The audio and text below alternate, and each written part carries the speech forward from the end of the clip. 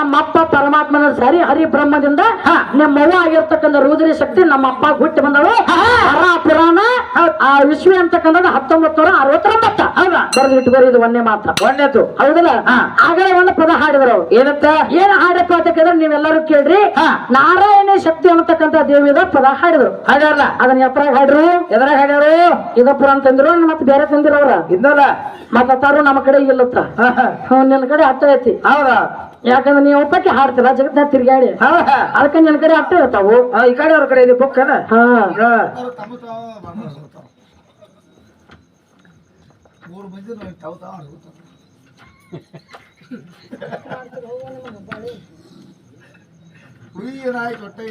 ಏನದ ನೋಡ ಸಿದ್ದಪ್ಪನ ಏನಾಗ ಬಸವಣ್ಣ ನೀವೆಲ್ಲಾರು ನೋಡ್ರಿ. ಆಗ ಇದು ಪುರಾಣ ಹಾಡ್ರಿ ಮತ್ತೊಂದು ಪುರಾಣ ಅಂತ ತೋರಿಸಿರ್ ನಿಮ್ಗ ಅವ್ರ ಅದಲ್ಲ ಏನ್ ನನಗದು ಪಟ್ಟಿ ಅಂತ ಹುಡುಗಲಿ ಮತ್ತ ಕೊಡಾಕ ನಿಗುದಿಲ್ಲ ನಿನಗ.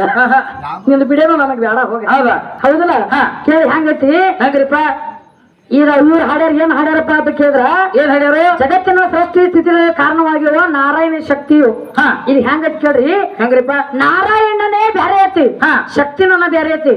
ಆ ಕೂಡಿರ್ಬೇಕು ನಾರಾಯಣ ಶಕ್ತಿ ಅನ್ಬೇಕಾಗಿತ್ತಂದ್ರ ನಾರಾಯಣ ಮುಂದೆ ಶಕ್ತಿ ಇರ್ಬೇಕಾಗಿತ್ತ.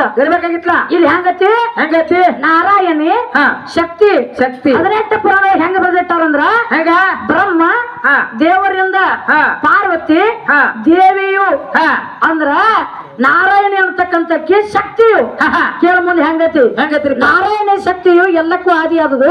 ದಿವ್ಯವಾದ ನಾರಾಯಣ ಶಕ್ತಿ ಬ್ರಹ್ಮಾದಿ ದೇವತೆಗಳು ಸೃಷ್ಟಿ ಮಾಡಿದ್ರು. ಇದನ್ನೆಲ್ಲ ಓದಿ ಹೇಳ್ಯಾರ ಅವ್ರ.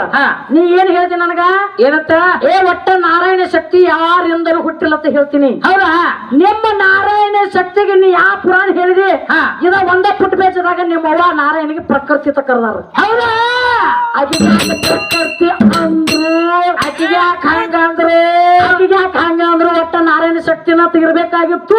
ಏಕ ಹಂಗ ಇರ್ಬೇಕಾಗಿತ್ತು. ಯಾಕಾಗಲಿಲ್ಲ ಇದು ಹೇಳ್ತಾನೆ ಕೇಳ. ಹೆಂಗ್ರಿಪ್ಪ ಭೂಲೋಕದಲ್ಲಿ ಮತ್ತೆ ಲಕ್ಷ್ಮೀ ರೂಪದಿಂದ ಕ್ಷೀರಸಾಗರದಲ್ಲಿ ಲಕ್ಷ್ಮೀ ರೂಪದಿಂದ ದಕ್ಷ ಬ್ರಹ್ಮನ ಮಗಳಾದ ಸತಿ ರೂಪದಿಂದ ಇದ್ದಾಳೆ. ಮತ್ತೆ ನಿಮ್ಮವ್ವ ಯಾರಿಗೆ ಹುಟ್ಟ್ಯಾಳ? ನಮ್ಮಪ್ಪ ದಕ್ಷ ಬ್ರಹ್ಮ ಹುಟ್ಟಿ ಬಂದವ ನಿಮ್ಮವ್ವ. ಹೌದಾ ಮುಂದೆ ಹೇಳ್ತಾನೆ ಕೇಳ.